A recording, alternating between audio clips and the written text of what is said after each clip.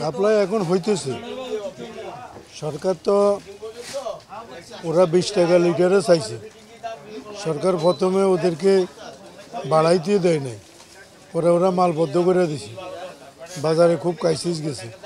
পরে সরকারের সাথে সমঝোতা হয়েছে, পার লিটারে 8 টাকা করে দিছে।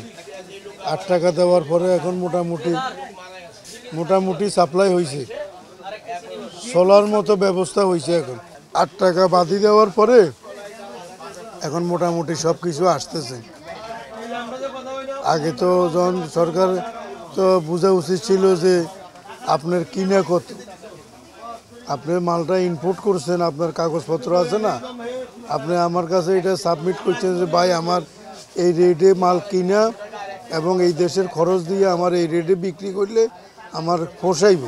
কিন্তু সরকারে যারা এদের নীতি নির্ধারক আছে তারা কতটারে গুরুত্ব দেয় নাই, বলছে বাড়ামো পরে দেখা যাক। একথা কইসা আপনারা মনে করেন ফিরে দিছে। আর আপনি আনছেন 2 পয়সা লাভের জন্য চালান খাটাইয়া। আপনার লাভ না হইলে আপনি বাজারে মাল বিক্রি করবেন, যেটা বাস্তব কথা। আমি দোকানদারি করতে পড়ছি, আমি 2 টাকা লাভের জন্য পড়ছি। হয়তো কারো কাছে 5 টাকা, কারো কাছে 2 টাকা, কারো কাছে 1 টাকা। সেটা হইলো কোয়ালিটি মালের হিসাব কিতাব বুঝি। এখন আপনি ইনপুট করিয়ে আনার পরে আপনি যখন জায়গা মতে কাগজটা শো করছেন যে ভাই আমার কিনে এত, আমার এত রেট হইলে আমার বিক্রি করি পোষাইব, কিন্তু ওরা এটা মানে নাই। সরকার যারা এটা নীতি নির্ধারক আছে, কিন্তু এই মানাতে বাজারে তেল ছিল না, খুব অসুবিধা গেছে। হঠাৎ করে বৃদ্ধি হয়েছে না ভাইয়া, এটা তো আমার খাওয়ার অযোগ্য, মানে পারতেছি না, মানে যে বেতন পাইতেছে মানুষ চলার কষ্ট। এখন এরা তো বলতেছে আরো থেকে বেশি। সিন্ডিকেট না পারলে তো হবে না, সিন্ডিকেটগুলো ধরতেই আগে।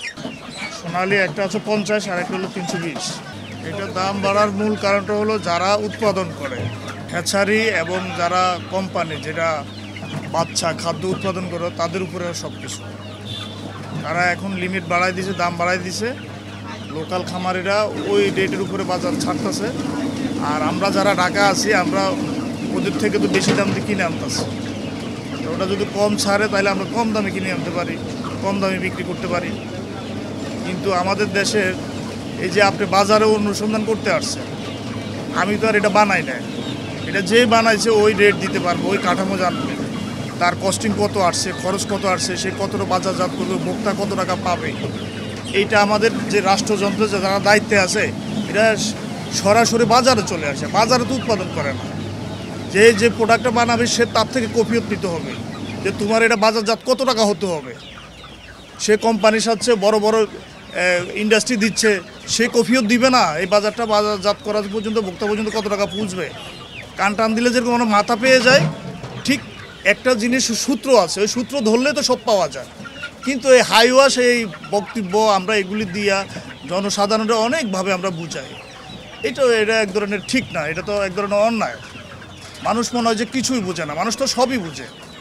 হ্যাঁ, কিন্তু দেখেন আপনি যে বাচ্চা উৎপাদন করতেছে, যার হ্যাচারি আছে, যে খাদ্য উৎপাদন করতেছে, তার একটা কাঠামো থাকবে।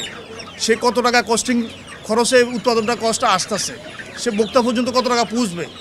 সে যখন উৎপাদন করবে, সেল করবে কে? সেল করবো আমরা। সেল আমাদের কত টাকা কিনা আছে, কত টাকা আছে, এগুলো ধারাবাহিক একটা নিয়ম থাকবে, একটা রেকর্ড থাকবে। সেটা সরকার যে কোনো সময় টান দিলে তার হাতে চলে আসবে। কিন্তু এটা না করে এই যে ধরেন বাজারে আইসা মিডিয়া টায়াল দে, আমি বড় অফিসার, আমি এটা আমি সেটা অনেক কিছু করব, এগুলো তো অযোগ্যতার একটা কাজ, যোগ্যতার কাজ না।